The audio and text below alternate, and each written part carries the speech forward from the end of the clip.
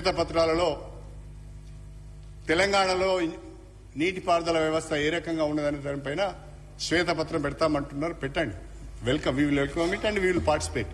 ఇబ్బంది ఏం లేదు. కానీ అధ్యక్ష, నిన్న మేడిగడ్డలో ముఖ్యమంత్రి గారు మేడిగడ్డకు వెళ్లి మేడిగడ్డలో ఒక ఇంజనీర్తోని మాట్లాడుతున్నది నేను వీడియోలో చూశాను, టీవీ ఛానల్స్లో చూశాను.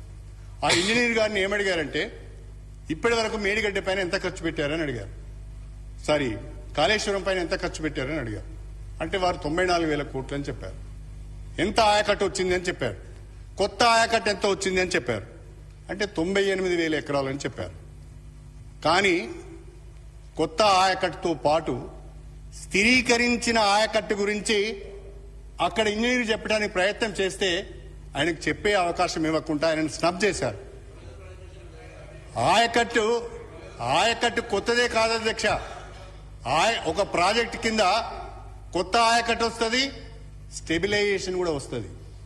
ఈ రెండు కూడా ప్రతి ప్రాజెక్ట్ కింద ఉంటాయి. అది మర్చిపోయి తప్పుడు సమాచారం ప్రజలకు ఇచ్చే ప్రయత్నం చేశారు. ఇవాళ తెలంగాణ వ్యాప్తంగా కాళేశ్వరం ప్రాజెక్ట్ కింద ఎన్ని రిజర్వాయర్లు వచ్చినాయి అధ్యక్ష? ఎన్ని రిజర్వాయర్లు వచ్చినాయి? ఏ రకంగా స్టోరేజ్ కెపాసిటీని పెంచుకున్నాం? ఏ రకంగా కాలువల నిర్మాణం చేసుకున్నాం?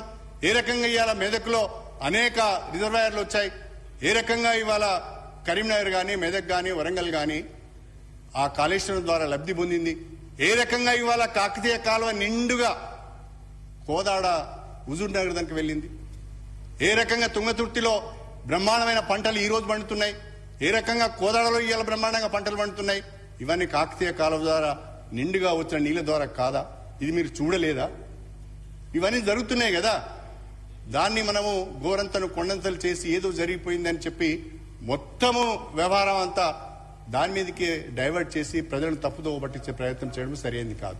నేనేమంటున్నా అధ్యక్ష అంటే, చిన్న ఇష్యూ కరీంనగర్ పేరు అధ్యక్ష, వారు కూడా ఇరిగేషన్ శాఖ మంత్రి, దాని తర్వాత హరీష్ రావు గారు ఉన్నారు. దానికంటే ముందు చాలా అంటే కాలువలు ఇప్పుడు వారుతున్నాయంటే గతంలో వారు మంత్రి ఉన్నప్పుడు ఆ కాలువలు వారలేదా అధ్యక్ష? వారలేదా?